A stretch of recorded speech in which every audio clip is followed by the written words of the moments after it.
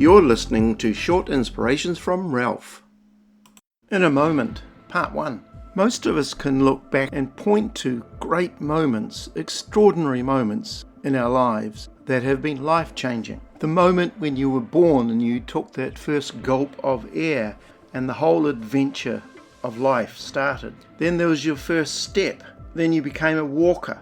I remember vividly being brought up in the hills of Dunedin in the South Island of New Zealand, and I learned to ride a bike, a two-wheeler bike, and that was amazing. That moment opened up a whole new world for me. There are many great moments. The moment you said yes to your spouse, the moment you got your first job, the moment God became real to you, and the moment you discovered how He's gifted you. You know, when I was a child, if you wanted to take a photograph, you would need to get this awkward box type camera with a film in it, and then take these photos and hope they turn out, take them down to the local chemist, and they would develop them for you over a period of time.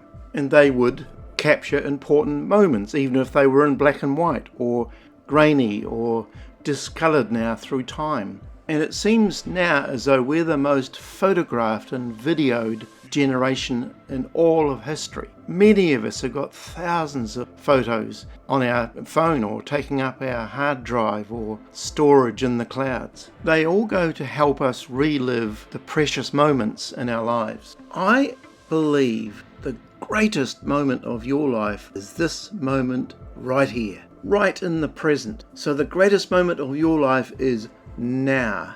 This is the only moment you've got. Every past moment is irretrievably gone. It's never coming back. If you live there, then this moment is lost to you. And the future is always out there somewhere. You can spend an eternity waiting for tomorrow or worrying about tomorrow.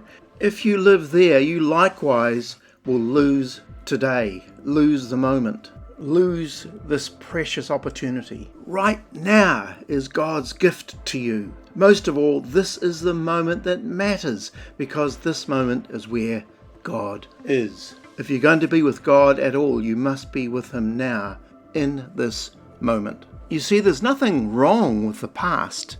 We all have that, of course. There's nothing wrong with looking forward to the future, but we just can't live in those zones. We live in the present. And this is why the psalmist says, "This is the day the Lord has made. We will rejoice and be glad in it." This is also why Jeremiah, the prophet of God, says, God's mercies never fail because they are new every morning. And Paul says, be very careful then how you live, not as unwise but as wise, making the most of every opportunity, every moment, the now.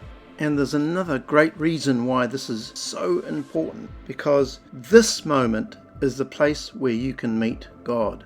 In fact, this moment is the only place you can meet God. Spiritual director Jean-Pierre de Caussade says that each moment of our lives can be a sacrament, a vehicle for God's love and power. He goes on to say, the present moment holds infinite riches beyond your wildest dreams, but you will only enjoy them to the extent of your faith and love. To discover God in the smallest and most ordinary things, as well as in the greatest, is to possess a rare and sublime faith. Frederick Buechner writes, morning, afternoon, evening, the hours of the day, of any day, of your day and my day, the alphabet of grace. If there is a God who speaks anywhere, surely He speaks here, through the waking up and working, through going away and coming back again, through people you meet and books you read, through falling asleep in the dark. The worst thing that we can do is putting off to tomorrow the things we need to do now, today. It's called procrastination. And someone says it's the thief of time. Someone else said procrastination is opportunity's assassin. Procrastination is like a credit card.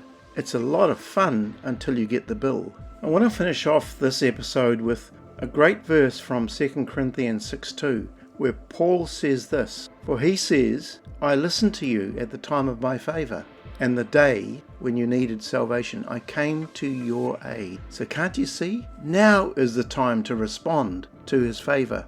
Now is the day of salvation. God bless you.